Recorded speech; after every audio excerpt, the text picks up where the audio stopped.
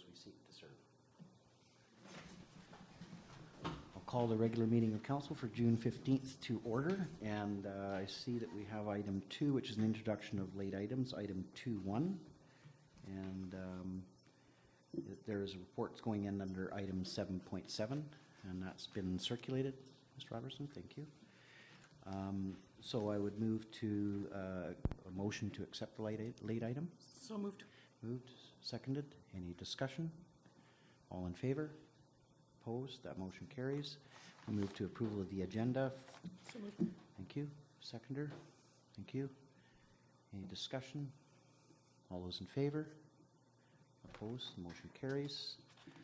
We move to adoption of minutes. We have a number of minutes. The May 19th Special Committee of the Whole minutes are here for adoption. Moved. Seconder. Thank you. Any errors or omissions? Discussion. All in favor? Opposed? Motion carries.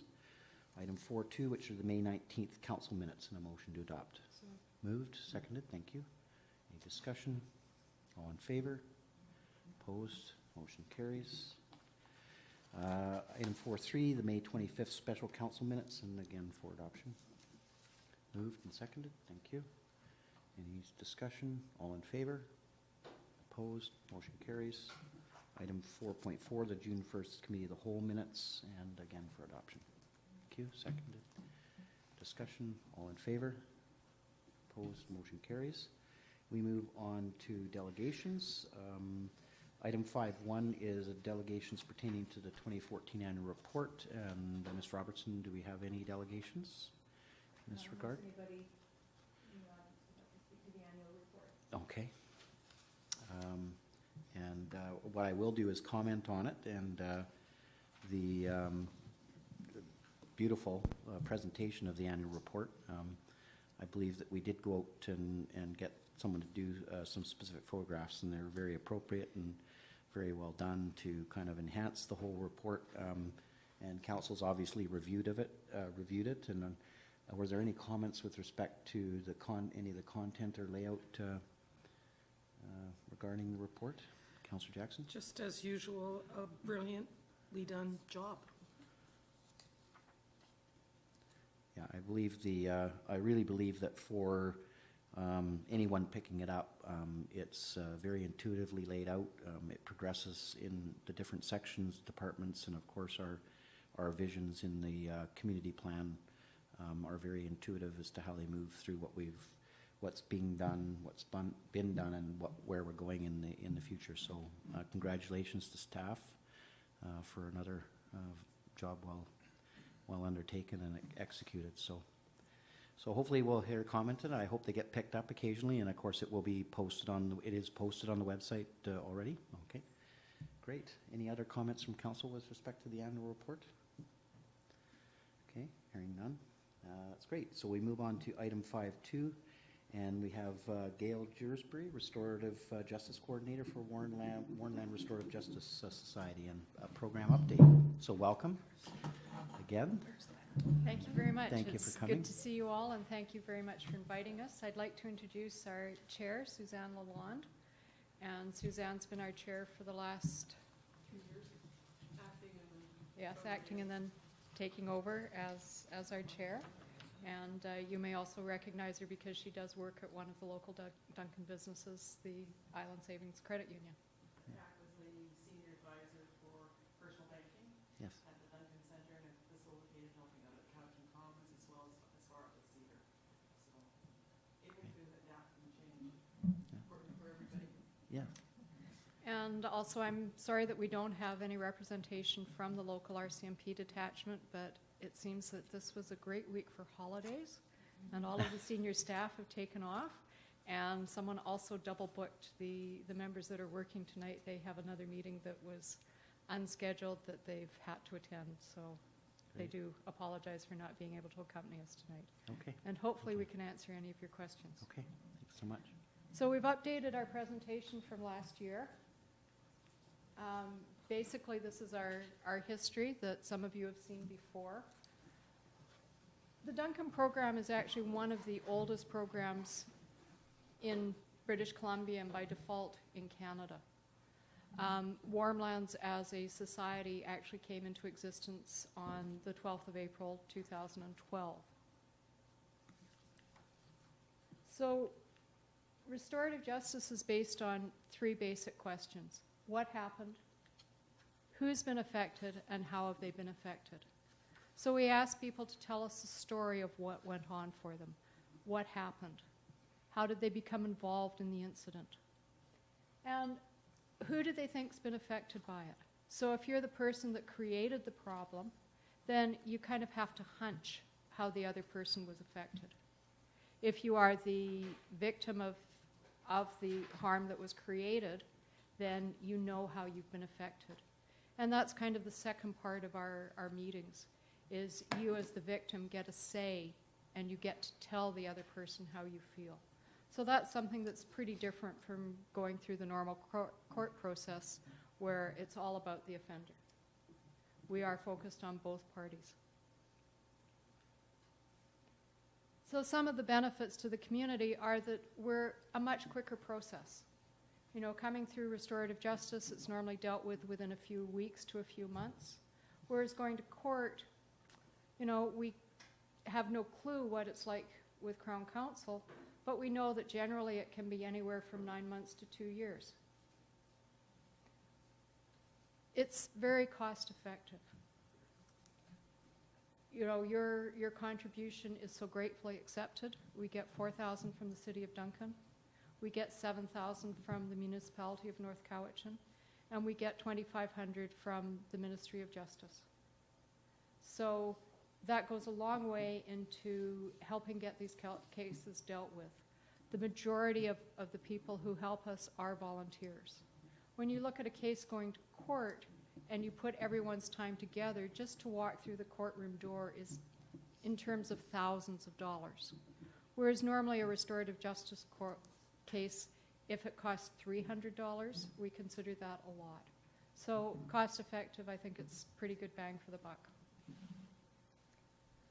We aim to reinstate the person that created the harm back into the community and to become a meaningful part of the community, because that's what it's all about, is not ostracizing people, not stigmatizing people, but having them understand that they really can go out and give back to the community and become a participant in our community. I have yet to meet someone who says, I've never done anything wrong. Almost everyone has done something wrong at some point in their lives. And yet here we all are today, members of our community, part of the fabric of the community that we live in. And because they understand the problem, that how other people feel about them, the problem that they created, it tends to make our community safer. You know, they're going to say to somebody, oh, you shouldn't do that, just because it might be the action that they themselves did. So one of the overall aims in restorative justice is to create safer communities. So this is some of the basic differences between the court system and restorative justice. You know, the court wants to punish the offenders.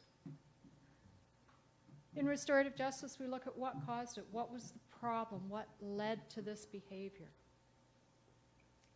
And we make sure that the parties are accountable, that they take responsibility for their actions. If it is a group, you can only accept responsibility for your own actions. You can't accept responsibility for somebody else's actions. And that's made clear because often we do have groups of youths that get involved in doing something. And all parties, both the people that created the problem and the people who were harmed, have part in making a resolution, in figuring out what can be done to resolve this. So one of our recent cases, 5 youths were involved in egging a house. And what can they do? Well, they can clean off their mess, which they did. They paid for the bill because the person whose house was egged didn't want them coming back near their house. That's pretty understandable. They all chipped in, they paid for the bill, and the house owner said, well, you need to go back and do something for your community. So each one of those 5 youths is now going to spend some time in the community volunteering their time to do something to help the community. One of them is helping with the Special Olympics.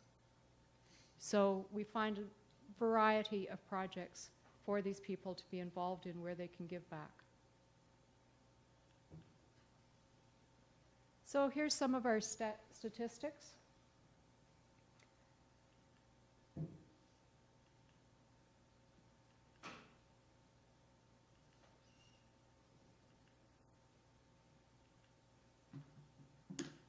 So why do we have 90% compliance rate?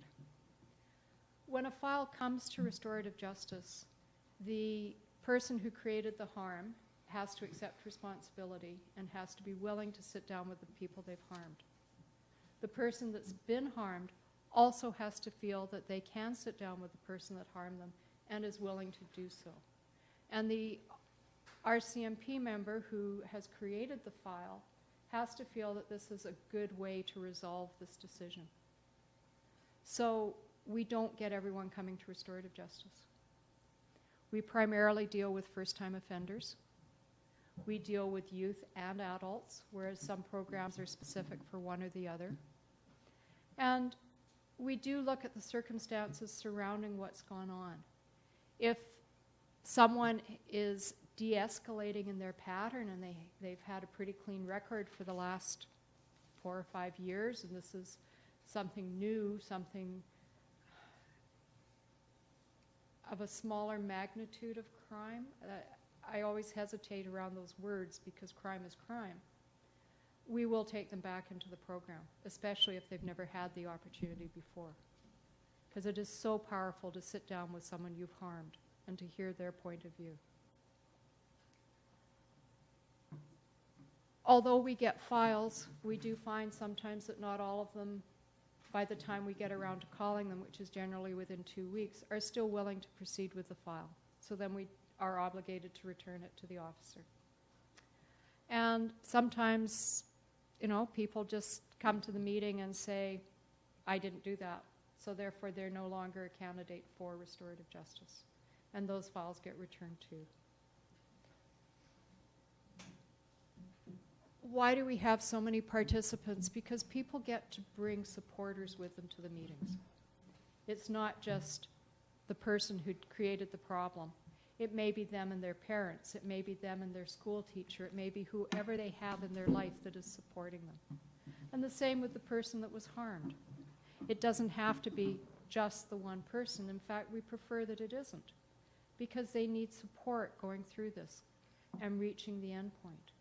And sometimes if they're feeling very emotional in the meeting, they might need someone else to talk this over with after the meeting.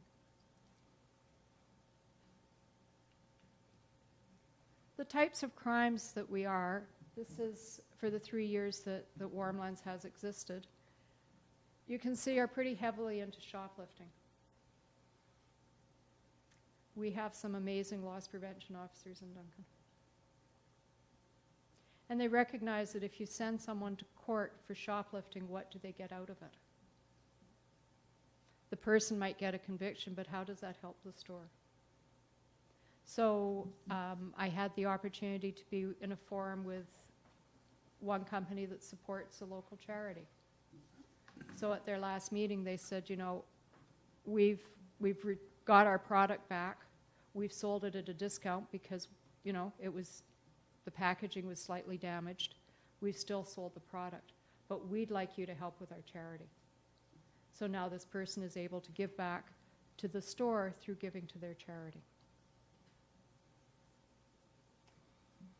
The other lower end of these threats come and go, you know, depending on what's happening, depending on what the problems are.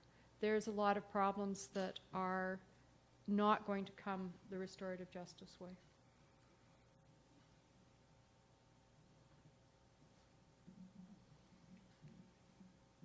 So who came to restorative justice? When I look at those stats, I'm really surprised. And okay, you know, if you've got any statisticians in the crowd, you're going to realize that my number is not huge, but it's still pretty consistent over the 3 years.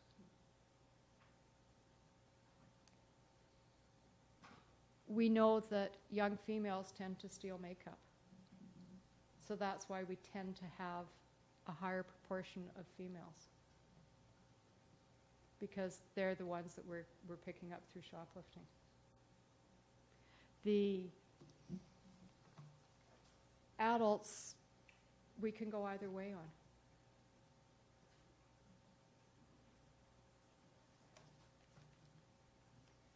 And what's most important to us is that we are a community-based program.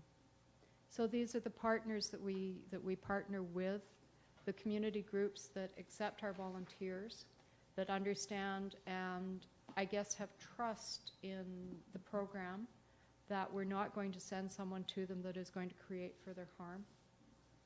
And all of the programs that we deal with readily accept our volunteers and are very happy that they have someone there for extra hours.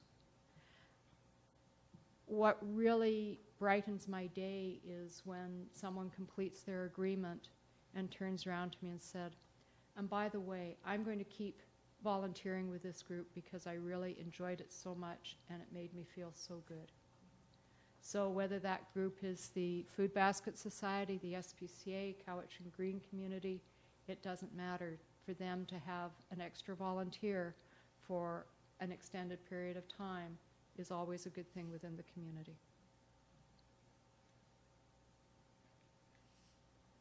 And our partners, thank you very much, because without your support, we wouldn't be here.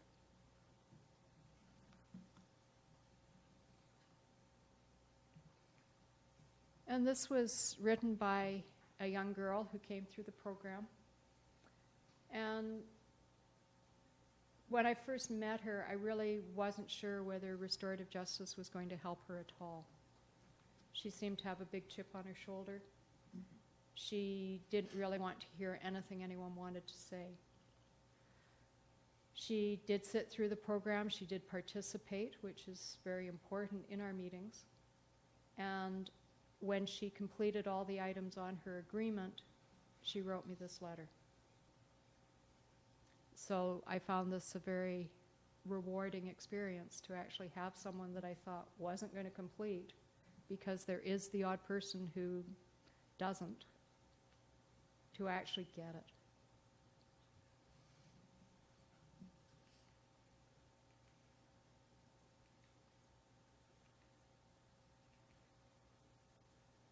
So I also sit as the treasurer on the Vancouver Island Region Restorative Justice Association. And we had one of our quarterly meetings today. Vancouver Island is one of the only groups that has actually formed a regional group. In 2010, the province got all the restorative justice groups together and said, we want you to regionalize, this will be good for you, this will give you a greater voice to speak with rather than just individual programs speaking.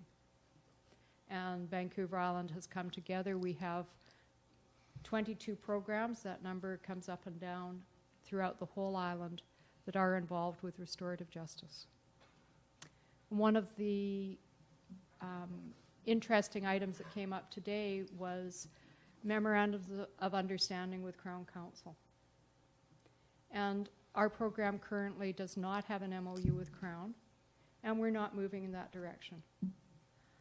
Crown has decided that they want to make sure that the restorative justice programs that are dealing with Crown files are more standardized. They're putting more checklists, they're putting more hoops to jump through, and we don't have the volunteer base to go there. Plus, they want it all done on a volunteer nature. So I'm very fortunate. I am a trained mediator, a certified mediator, and that is the type of person that often is required to deal with a lot of their files. But the volunteers that we train, that we teach, that we mentor, that we bring forward are anyone in the community who has the desire. So at this time, we would much rather deal with our local files that are of a more general nature than try to put the resources that we're going to be struggling to come up with into doing something for the province, which if you look at Cowper's report on the justice system, I think he mentioned restorative justice somewhere between 50 and 75 times, and felt that it should be funded by the province. The province, again, wants something for nothing. So I hope that you can appreciate that we're going to stay home, we're going to stay within our community, and we're going to deal with our local issues in Duncan and not get drawn into that. Quagmire is the only word that I can come up with. If they decide that this is going to be something they're willing to pay for, because it does take a lot of pressure off the courts, then we can reconsider. But at this moment, we feel that we need to consider the partners we have and work in the best interest of our partners. Questions, comments? Great. Councillor Jackson. I just want to thank you very much for the incredibly important work that you do. I can remember when Pat Mullins was involved in restorative justice when it first started, and he was a member of the Lions Club, and I'm sure he's deeply missed. I'm appalled that they want you to do all that for nothing, and I want to support you in sticking to your guns. Thank you.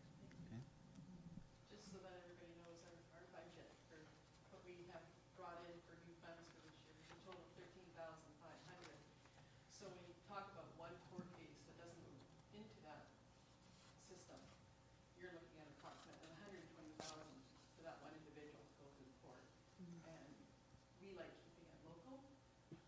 Say 90% of us are doing other jobs and also working for restorative justice and volunteering with other things within our community. But it's very important to know the impact for the victim as well as the offender is what serves one of the key drivers of the system. And that's what makes it really different.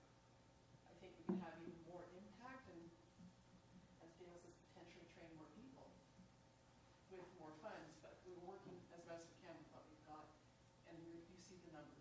That's the impact, successful completions. Yeah. Thank you. Anyone else? Councillor Staples.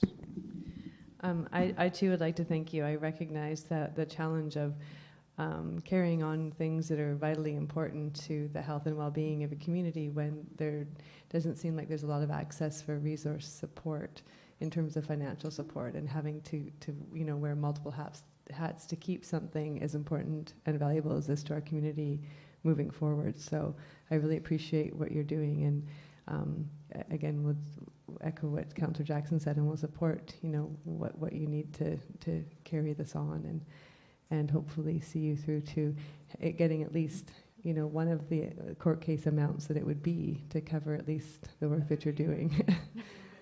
So thank you. The RJ lottery. Really much appreciated being part of your budget. I know it makes such a difference for us. Well, thank you so much for your presentation and for your work. I did have one question, and this was with respect to the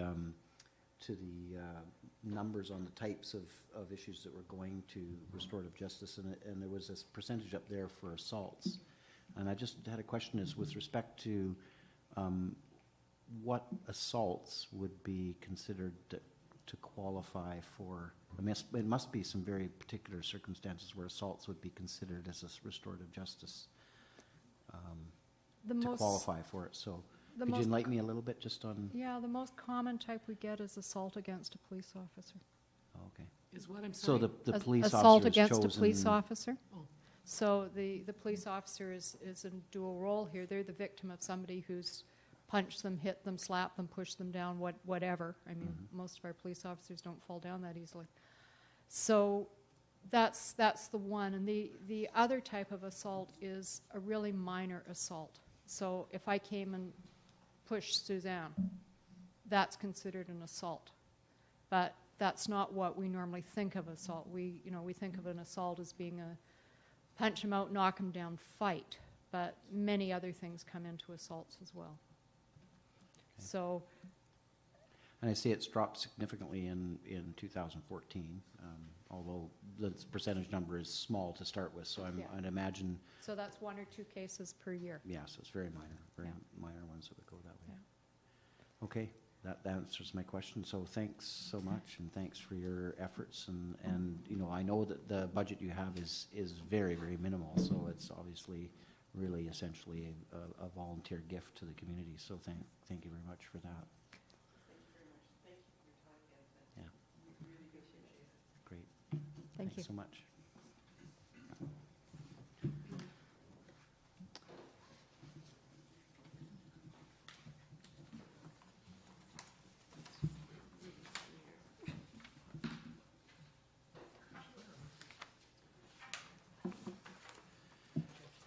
Okay.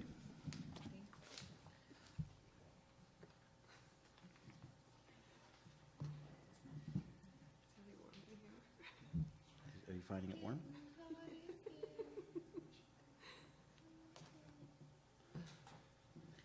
Okay, so we move on to item 6.1, which is the report from the Deputy CEO, CAO tonight. Peter has flown to Prince George to take part in the LGMA conference there, so he will be away for a few days. So, Ms. Soldera, do you want to give the report? So just the highlights for today. The Ingram and Canada intersection, as I hope you all saw, it's now substantially complete. The final traffic loops were installed, and the advanced left turn indicators should all be functional now. An important note for pedestrians, the walk signal no longer automatically lights up. You have to push the button, which I learned this morning. If the light's already green and you push the button, it doesn't change. So please be aware, because that's never used to be like that. The line painting will be complete this week, as well as the final cleanup. And if anybody's been through the intersection at night, you'll notice that it's extra super bright. Yes, I thought we were having a World Series game in the intersection. Precisely. But, So great. the wattage on the bulbs that were installed were higher than what we specified. And so they are being replaced with lower wattage bulbs so that they don't blind everyone in the neighborhood. I haven't been down at night, so I haven't seen it for myself, quite but I've something. heard that it's quite something. So we definitely want to thank all of the downtown businesses for their patience during the reconstruction, and all the customers who continue to support the downtown. So Cedar Avenue, so the crew finished up down here and proceeded up to Cedar. They have begun work there on the sewer main, and once they've got that done, they'll be working on the storm and the water mains. Then the curb, and finally the complete repaving. And so that is anticipated to take place in September, the complete repaving of the project. So it's underway. If anyone has been in the last week or so, you'll notice we have a new summer student who has started with the city. Her name is Shazine, and she will be with us for a 6-month term.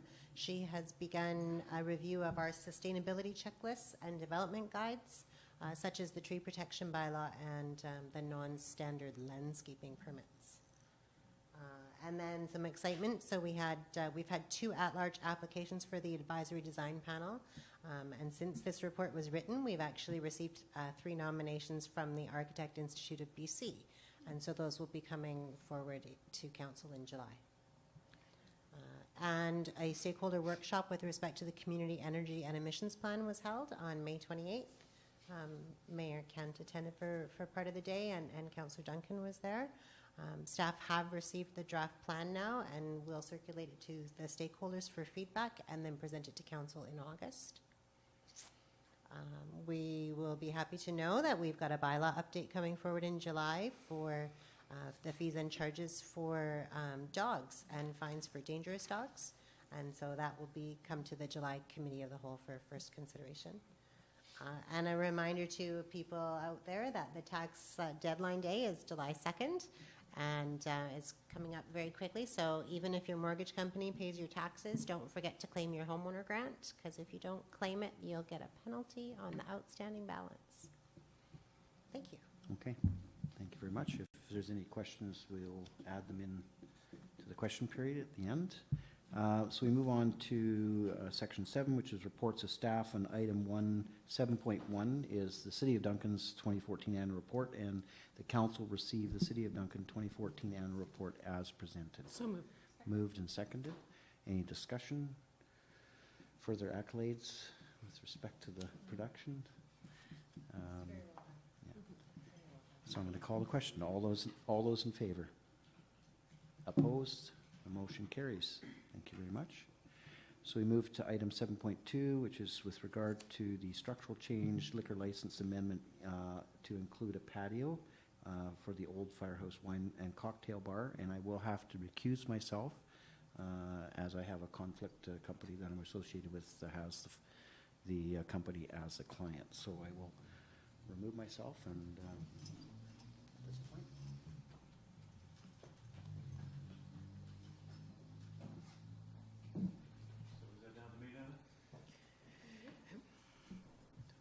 I move the recommendation. I'll second it. Discussion? All for the motion on the floor? Against? Motion carries. Thank you. Motion to ask, Oh, sorry. I move the license of occupation. 7.3, license of occupation, application to include patio of firehouse wine. Council authorised the license of occupation for a 3-year term for the use of one parking stall at the northeast corner of the City Square parking area for a patio seating area for the Old Firehouse Wine and Cocktail Bar at 40 Ingram Street as shown in the attachment to the staff report. And the annual fee for the license of occupation is set at $1,273 as described in the terms of the license of occupation attached to the staff report. I'll move it. Second. Discussion? All for the motion on the floor? Against? Motion carries. Thank you. Motion to call the mayor back in. No. Somebody second it.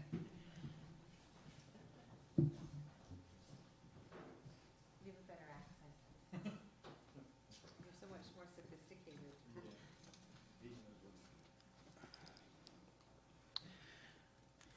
So moving on to 7.3.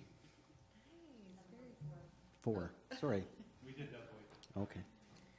Just a little joke talking about my accent.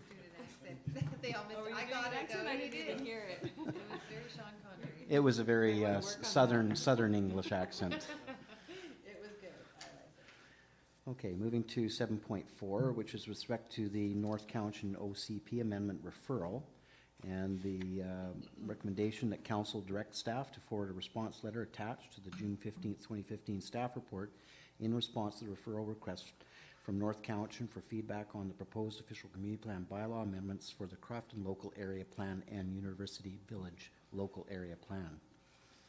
And in the report, there were some alternative recommendations as well, and it's I move. I'll second it. moved the recommendation as stated. Yes, okay. Councillor Jackson. I was disappointed to not see the public feedback on the Crofton portion of it. I mean, they've got a good public feedback document for the University Village, but I spoke to a couple of people who were from Crofton, and they thought that it left a lot to be desired, I quote. I would have liked to have seen what the quality of their public input was, but, I mean, obviously it's not really our business because it's in Crofton, but still, it would have been helpful.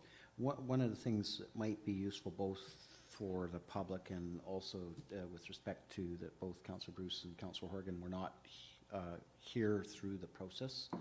It might be useful maybe if, Mrs. Janot, you could kind of give a synopsis of the plan and an explanation of this referral process, which is a common process in OCP amendments and also OCP development for communities that are neighbors to ask for referrals or provide referral.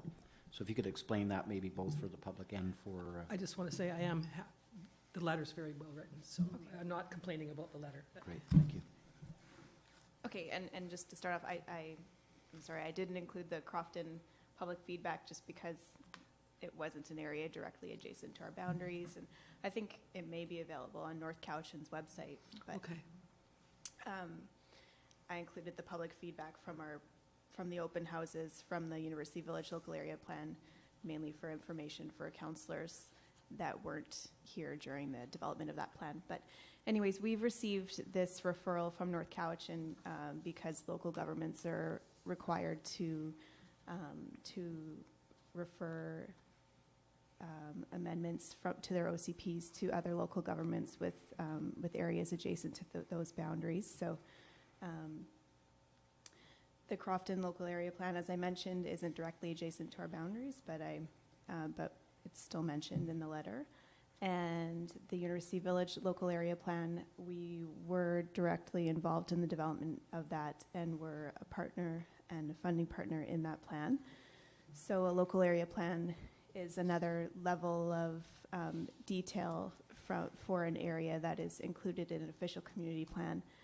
And the University Village is mainly in North Cowichan, but also has portions in the city of Duncan. And so the main reason that this has been referred to the city of Duncan is with some recent revisions to the University Village plan. North Cowichan is proposing to amend their urban containment boundary just for a small portion. I think this will work from here. This area right here. Currently, the urban containment boundary aligns with Beverly Street, and so they're proposing to move it out to include a portion of the Fun Pacific property to allow development of that property. And so that's a change from the version of the plan that was brought to both our council and North Cowichan's council last year. And I will also be bringing this local area plan to City Council in July with a similar bylaw for adoption, although there aren't any changes required to our official community plan in order to adopt that. Okay. Could you also, for us, this is with respect to the referral, and just to be clear for Councillor Bruce and Councillor Horgan, the portion that's coming forward for us are the changes that would be coming in place with respect to the portions of Duncan that are included in the local area planning process, and so there were some changes with respect to that. So. It's been moved and seconded. You've had some explanation. So there are further questions or comments, Councillor Staples. So just reading through this, my position on this hasn't changed since the last time that we were at our joint council meeting with North Cowichan. Although I am happy to see that there is going to be a public consultation or a public hearing. I'm just trying to look. It's a consultation, right? So on the 24th. So yeah, on this Thursday, on the 18th, there is an open house at Alexander School from 4:30 till 8 o'clock. Okay. And then for the amendment to the OCP, North Cowichan is having a public hearing on June 25th, I believe at 7 o'clock. And that's at Alexander as well? That would be at North Cowichan Municipal Hall. Okay. Because I know that was one of the things that we did discuss at that meeting, was that the option that they were going with wasn't the one that the public was supportive of, and that's evident still in this. So I appreciate the letter that's been written too, because it clearly outlines what the community was asking for that isn't being met by this current proposal. So I understand we will be getting feedback from that public presentation as well. So. For now, I support the letter that's being written because I do think it supports the direction that we were going in before, but I'm still disappointed to see even further changes. So, thank you. Further discussion or comment?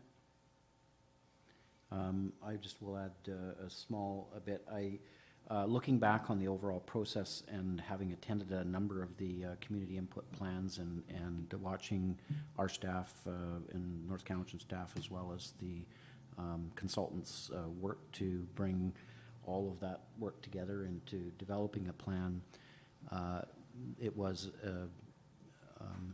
a bit of a change to see that there was an amendment to it, that the plan was not, had been drafted by the consultants and public input was not being adhered to. And in reading some of the letters, especially in the referral portion of it, of others that had responded to the referral, I think there's still many of the same concerns that were expressed originally when we looked at a proposal to amend the urban containment boundary with respect to, especially with respect to the referral that there's somehow a dry side of the dike and a wet side of the dike, and that the environment in that areas have somehow miraculously changed, and they are still marshlands. They will still function much in the same way they have without the dike. The dike is around protection of floodwater at the 200-year floodplain level, and I do want to and appreciate that North Cowichan has made great strides with respect to a development of a constructed wetland piece for the treatment of stormwater. In the plan, they've created a green corridor along much of the dike in the areas, but the change in the urban containment boundary, I think, is something that people spoke to fairly commonly in the community open houses, but to see some of the organizations that have come clear and still have some of those same concerns with respect to trying to claim some of those areas for development is a change. And so the letter, and I did speak with staff prior to this letter being drafted to speak about just what the tone of it was, and so this is how we plan to address it. So there was no further discussion. I will call the question in on the motion. All those in favor? Opposed? That motion is carried. Thank you. We move to item 7.5, which is Summer Festival signage. This is one of those either or. I will read that council, there's two options here. Direct staff to work with the Council Summer Festival Society to reuse the sign frame from Canada Avenue project sign on Duncan Street and Trunk Road for signage by the proposed Cowichan Summer Festival Society, or that we deny the same. So what is your pleasure? I move number one. Number one, okay, thank you. Any I'll second. seconded, okay, any discussion on that? Okay, it seems like common sense, it's already up and Yep. it's right at the site of the 39-day festival, so I'm gonna call the question if there's no discussion. All those in favor? Opposed? Motion carries. Okay, I move on to item 7.6, which is the building statistics for May 2015, and motion to receive for information. Moved and seconded. Thank you. Any discussion, questions? All those in favor? Opposed? That motion carries. We move to item 7.7. This is Just Jake's temporary change to liquor license for Duncan Days, YS, and July 17th to 18th. So just a small spelling error there. And the recommendation is on your agenda, and this is actually a fairly common occurrence on an annual basis where Jake's takes their restaurant and liquor license out into the street and usually provide entertainment, and a fairly successful part of the summer festival for downtown. So is there a mover? Second. Moved and seconded, okay. Any discussion on it or questions? Hearing none, I'm going to call the question. All in favor? Those opposed? Motion carries. Thank you. We move to reports of committees. We have item 8.1, which is the June 1st Committee of the Whole recommendations, and I would turn the table over to Councillor Horgan, I believe, who is to read out the recommendations for the Committee of the Whole. I believe there are three. Thank you. And if you could use your microphone directly so that can be heard. Thanks. We're at 8.1.1, the Statement of Financial Information. That council receive and approve the Statement of Financial Information as attached to the report by the Director of Finance.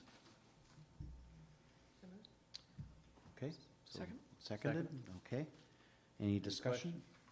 This is an annual requirement under the Local Government Act for all numbers of financial things. Councillor Bruce. Just chatting with Talitha back and forth through email and such, and I just wanted council to be aware that in the investment component of our books, we have about $7 million in bond funds, and bond funds are normally fairly safe and a good spot to have investment dollars. But in a rising interest rate environment, we can lose money in a bond fund very easily. Lots of bond funds have lost money. So I know Talitha's watching it. Year to date, we're up nicely with the bond fund. However, in the last few months, it's been hard for bond funds to stay on the positive side. So going forward, we want to have a few discussions on whether that money should be in T-bills, GICs, money market, or bond funds, because the last thing we want to do is have taxpayers' money, losing money in a bond fund. So just a heads up on future discussion. Great. Thank you. And Thank I you for that would information. Sorry? I was just thanking him for that information. Okay. I would like to ask maybe that Ms. Soldera explain a little bit how the bond funds or other investment funds are managed by most municipalities, and if a little explanation for the public would be useful, because it's not, we certainly watch it closely, as you noted, but they are managed very professionally with investment advisors who track all of that very, very closely. So, Ms. Soldera, could you just give a little brief kind of description of just how MFA works and how we invest and where it's invested?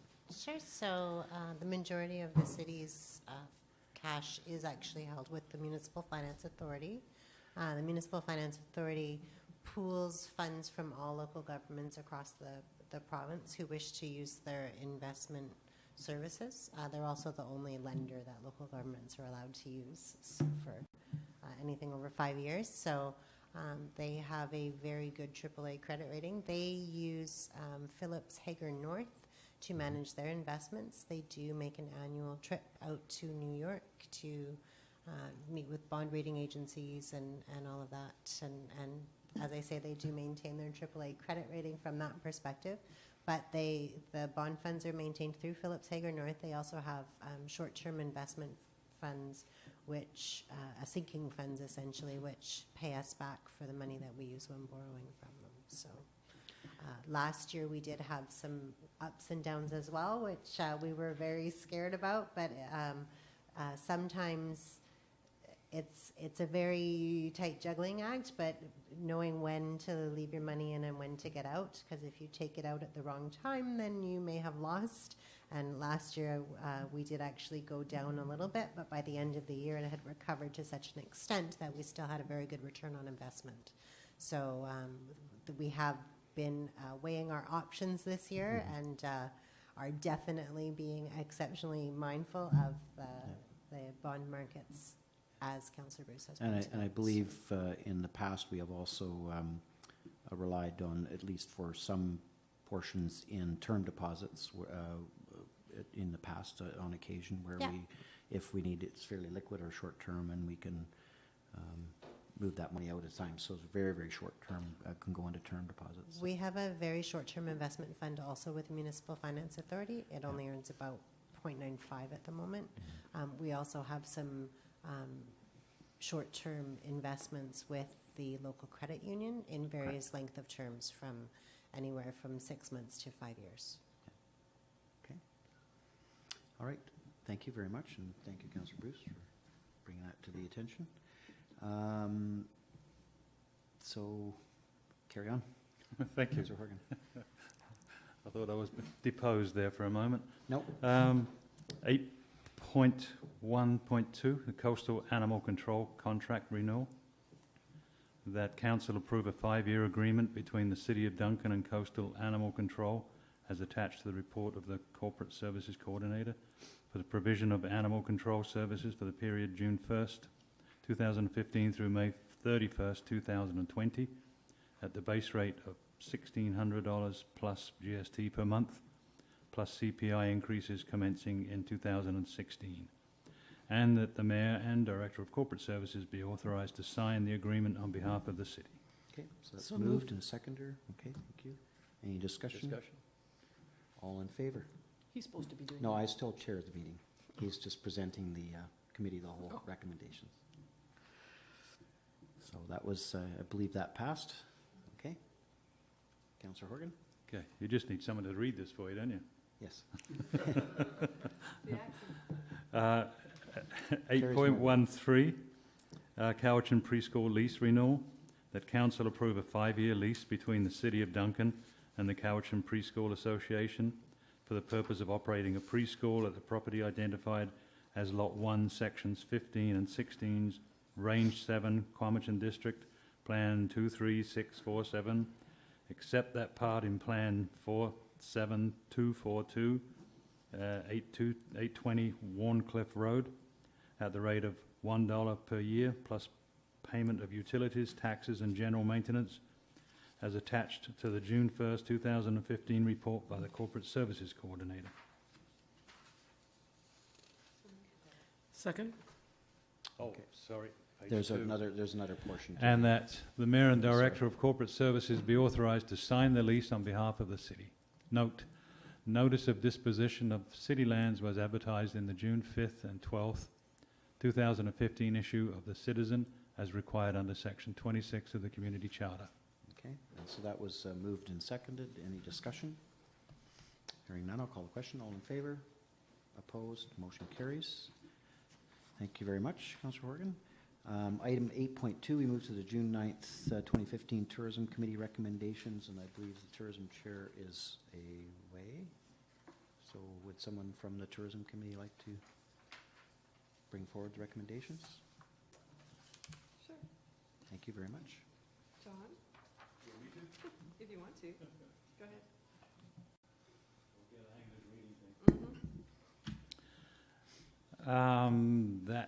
Where are we? The Tourism Committee recommendations, 8.21, the Canada 150 Fund, that staff be authorised to submit an application to Heritage Canada's Canada 150 Fund in order to secure funding to commission a new totem pole to commemorate Canada's 150th anniversary on July 1st, 2017. Second? Okay. Any discussion on that? Explanation? Oh, that's great. No. And there'll be obviously a process, we would go through once we were securing funding for commissioning and adjudicating commissions. Yeah, for we've pole. got to get funds approved first before we Great. can go any further. Okay, thank you. So any further discussion? All in favor? Opposed? Motion carries. Thank you.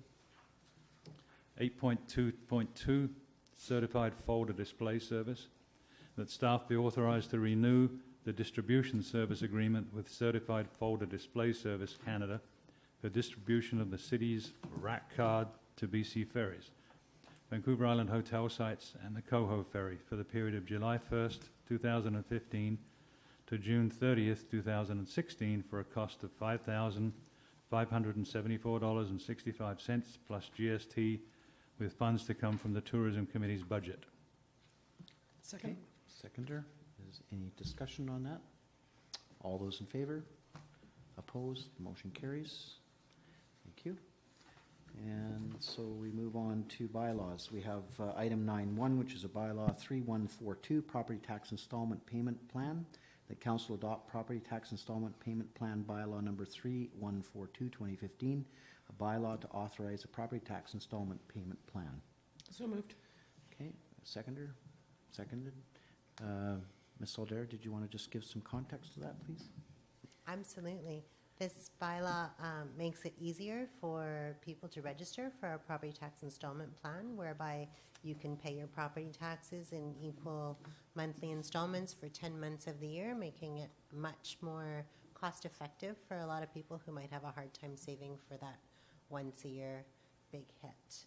So with this new bylaw, people can register for the program at any time throughout the year, and they do not need to necessarily have a completely zero balance in their account in order to do so.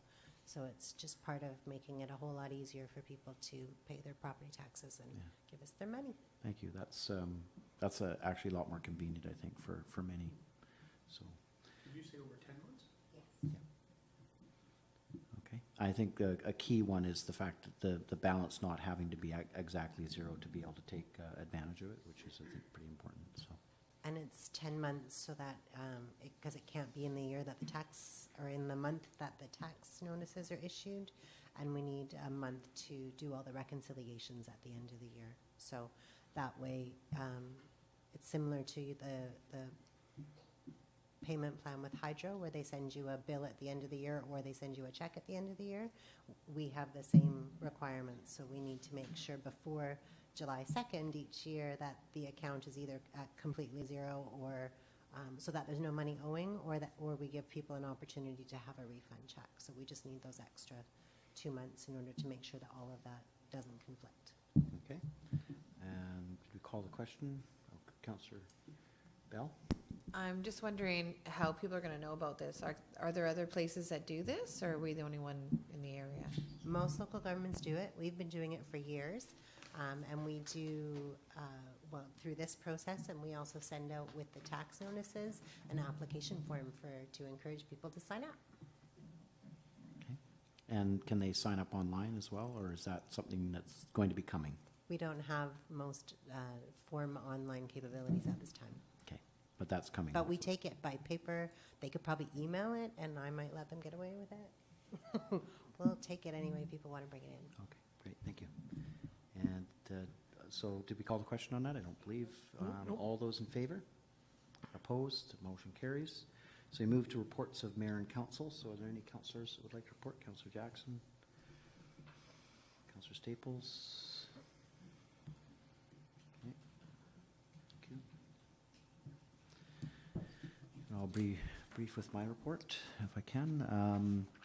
Attended May 25th a Central Liquid Waste Management Steering Committee meeting, and we were updated with respect to the public process going forward and information being shared with the community with respect to the proposed outfall options. I think I did report to council earlier that there were some of the options with respect to Crofton Mill or Crofton as an outfall location.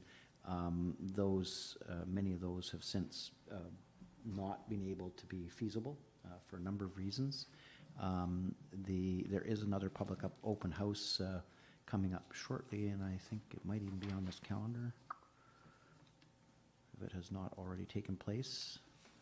But the public open houses were actually quite well attended, and there were a great number of stakeholders from different. I'm not certain whether anyone from council was able to make those dates, but they have been getting good feedback about it, and I think that's important that people be able to have their concerns or support for different options put forward. There were some changes, possibly with respect to the satellite channel outfall and the possibility of a suspension, at least temporarily, for some of the anchorages there. There are some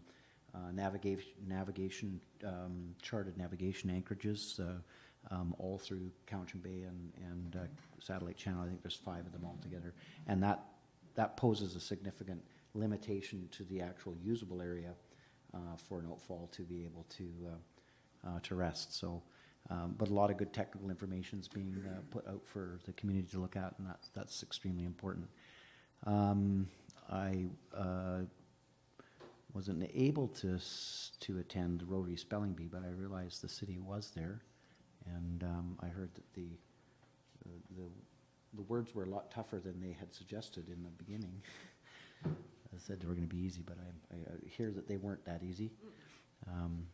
So we did as well as the others who did not win, apparently. I also Duncan United Church. Duncan United Church. They have really good reading clubs, lots of readers there. Yeah. I also attended on the 28th the Community Energy Emissions Plan initial workshop. I was there only very briefly because I had other commitments that day, but it was, I think there was a number of ideas came forward. There was some good community stakeholders there who were had wanted to give input, and so with this Quick Start program, we reported earlier through the CAO report that we've already got the draft plan in place, and so there'll be some feedback from the stakeholders on the draft plan, and then it'll come back to council again, ultimately for adoption.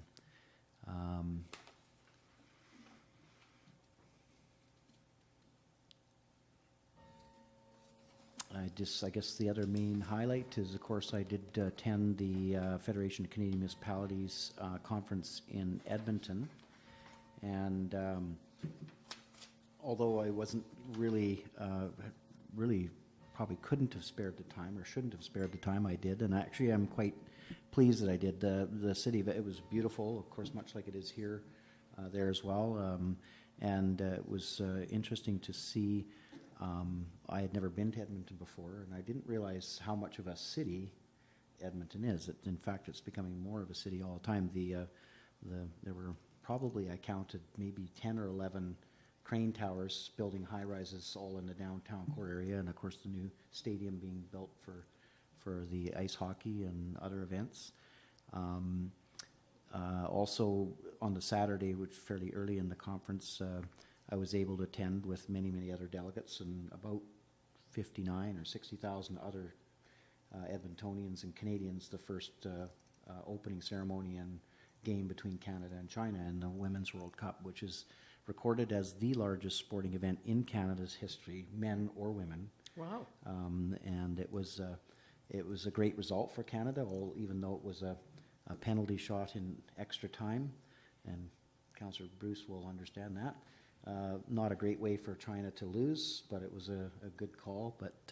And they put up a lot of sandbags in front of Canada through the whole game, and so it was a little bit tedious for the Canadians, but they did it. The outcome was good, and I understand that they've won all of their other group games, including they were leading in their final group game today. So, but it was a really exciting, very exciting atmosphere. I have been in a stadium with that many people before in premiership games in Britain, but never seen that in Canada. So it was pretty exciting to see that. Sarah McLachlan was the opening song, and they did a very brief Canadian thing with young kids dancing and Sarah McLachlan singing and other things, but it was very short ceremony, all about 15 minutes, very short, and no FIFA officials that I could see were speaking. So I did attend, of course, all the plenary sessions and a number of the workshops. The plenary sessions had a lot to do with the new federal election coming up and the platform that the FCM, or Canadian Municipalities and Communities, were presenting for the delegates for the upcoming federal election. So all of the leaders of the federal parties were there, with the exception of the Prime Minister. He had other obligations, but did come through video conference. And I was able to meet Mr. Mulcair and Mr. Trudeau on a couple of occasions, and so that was useful just to hear some feedback and give feedback.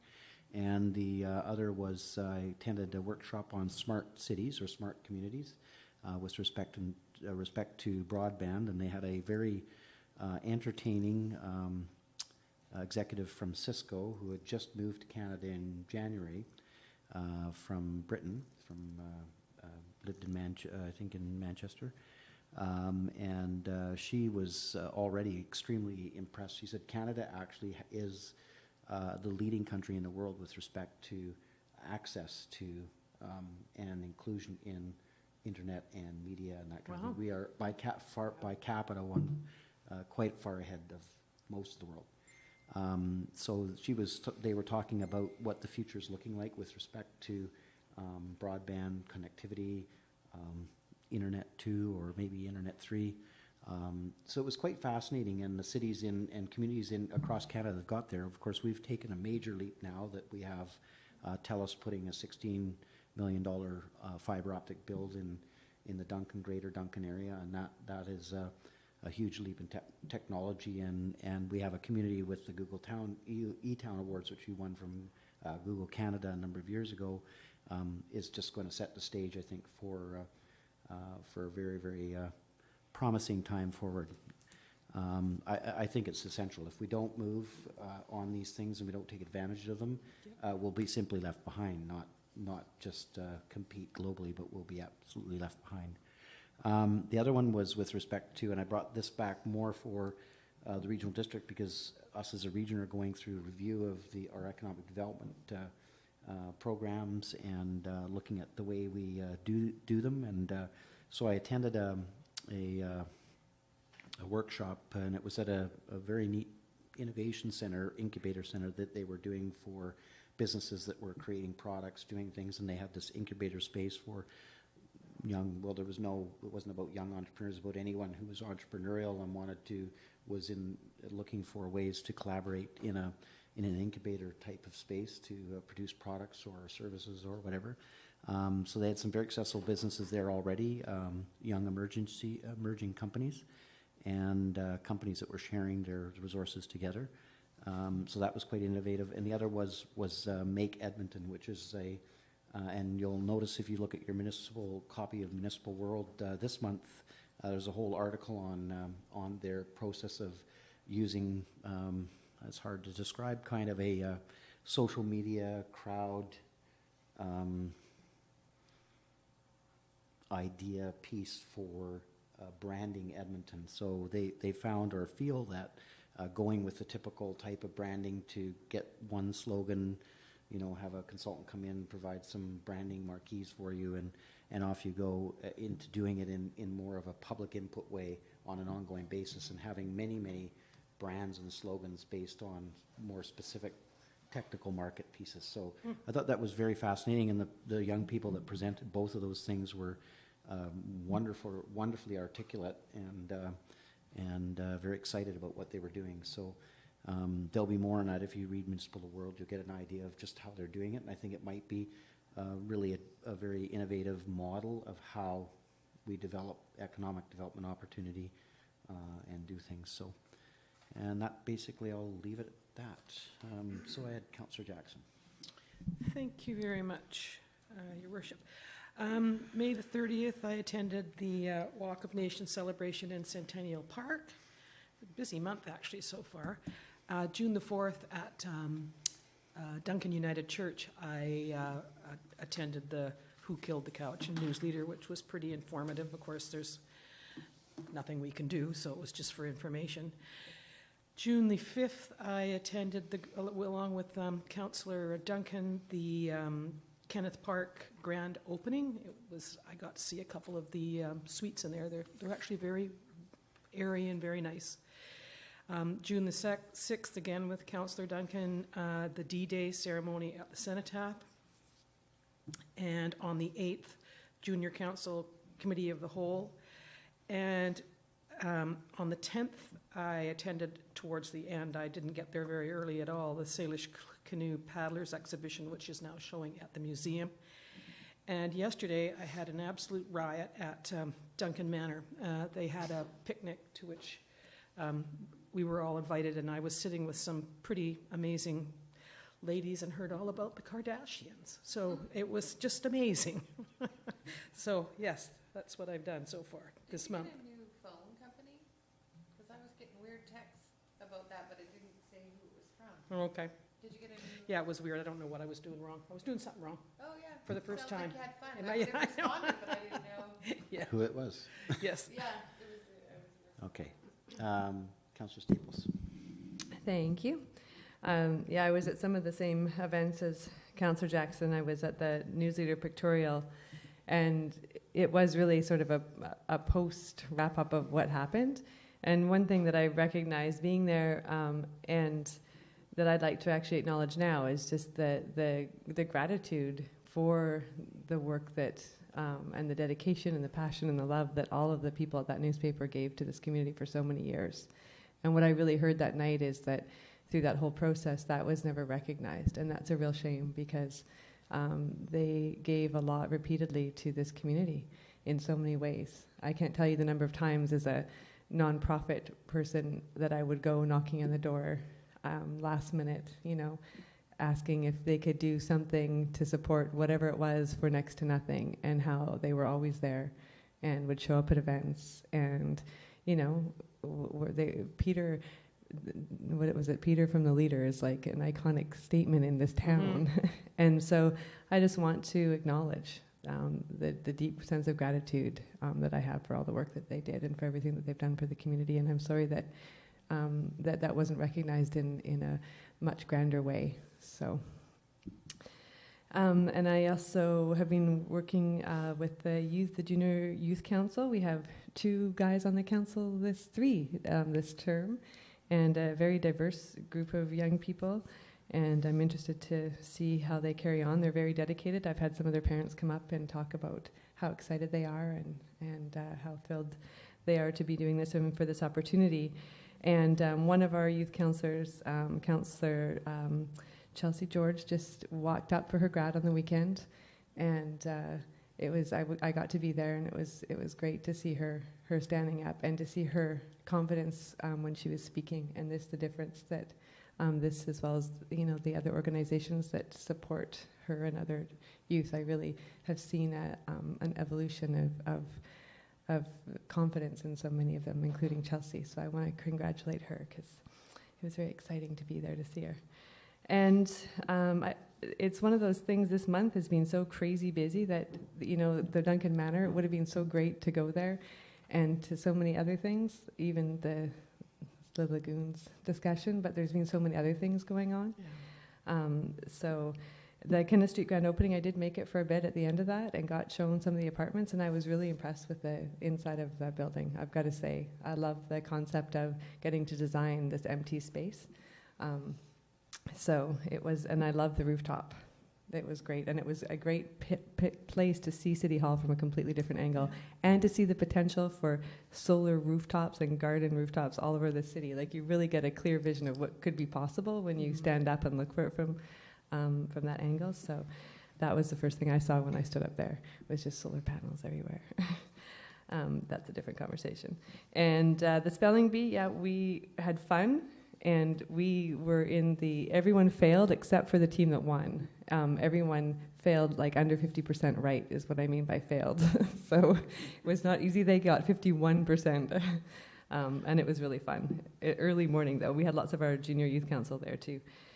And I just wanted to say congratulations to the wheelchair rugby team. I understand they won 2 out of 3 games on Sunday. It's my first year missing it, and I had to go to a different event. I'll be back next year, but they had a lot of fun, and Martin Barker came back to join the team because we were shorthanded. So, But his wheels literally fell off. did they really? That's kind of funny, but not The really. wheels Sorry, came Martin. off his chair. What's that? The wheels came off his chair. Oh, no. And I think that was everything. So thanks. Thank you. So that concludes those reports. So we go to question period. Are there any questions of council with respect to CAO report or others? Councillor Jackson? Yeah, I understood that at some point, maybe not this year, but at some point, that the entrance and exit to the parking lot by the train station was going to be switched. And I wonder if somebody could answer that. So because of the changes that had to be made to the project, because of the inability to do any work by the train tracks, we actually had to postpone that for the time being. Because we couldn't do some of the other work that we needed to do because we weren't allowed to work around would have the triggered tracks. those works would have triggered the upgrade to the crossing. So that we're it's never going to be able to do it? No, it's just we need further clearance or clarity on the status of the rail Okay, before those yeah. investments are made. You know, since the topic first That's came up, good. I've just been so aware of the terrible things that happen at that entrance with people backing out, and it's just insanity. So I look forward to having that at some point. Yeah. Okay. Thank you. Anything, Councillor Staples? I have a question and a comment. My question is the door knockers for the water. Have they all gone out? No. Okay. Are they available downstairs? Okay. Karen's on it. Yeah, they're available downstairs. We also have given some to the Cowichan Watershed Board to hand out for water women to different events.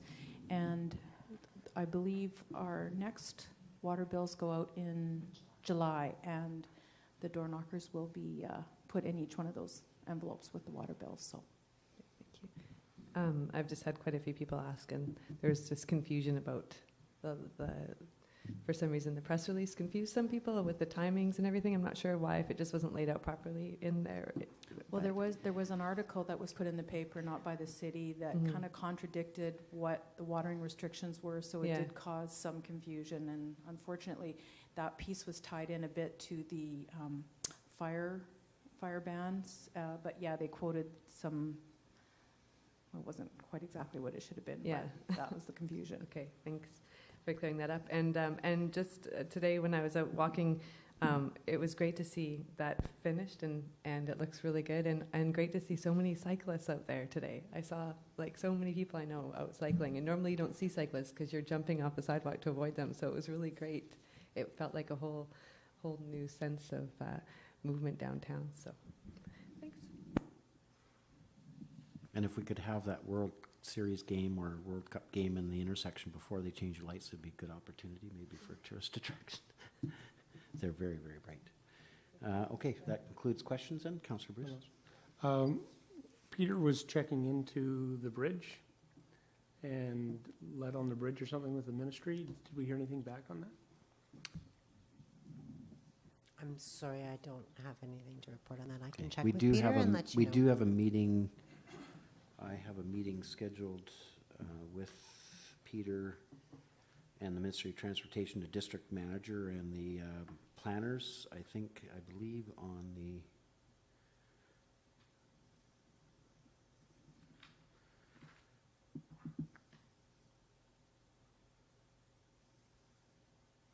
on the 24th. So we'll bring that up with them.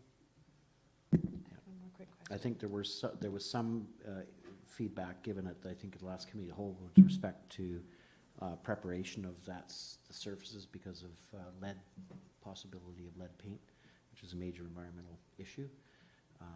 But without conjecture on that, if you have something to add to that, Councillor Staples, but we'll address it with the MOT on the 24th when we meet. I just had a question that I forgot, Yes. that I'd written Okay, down. I thank just couldn't read my handwriting. About the sewage, the outflow, the workshop Outflow? that you went to, I couldn't make it again for conflict, but is that information up online? It should be, yes, on the CVRD website under the liquid waste management plan amendment Okay. process. Thank you. Okay, so if that concludes questions, motion to resolve to go into closed meeting pertaining to that this meeting be closed to the public under the following sections of the Community Charter, Section 91E, the acquisition, disposition, or expropriation of land or improvements if council considers disclosure could reasonably be expected to harm the interests of the municipality, and Section 91F, law enforcement if the council considers disclosure could reasonably expect to harm the conduct of an investigation under the enforcement of an enactment. So moved. Okay, moved. Seconder. Any discussion? All in favor? Opposed? That motion's carried. And a motion to adjourn. So moved. Moved, seconded, and we are adjourned. Thank you. So we'll just take a very short pause and then come back. Michelle, who are the junior council members?